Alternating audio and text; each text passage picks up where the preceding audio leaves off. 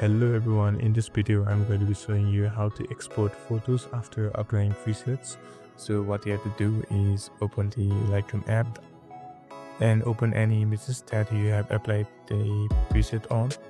So for example, I've applied a preset on this photo over here, and if you want to export the photo, all you have to do is go over to the three dots on the top right corner, tap on it and tap on the first option, that is save copy to device.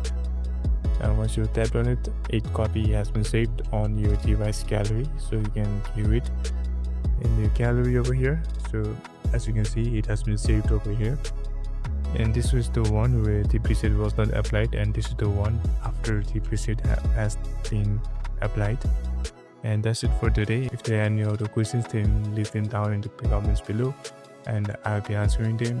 If this video has helped you and you enjoyed it, leave a like and subscribe, and I'll see you again next time. Thank you very much for watching.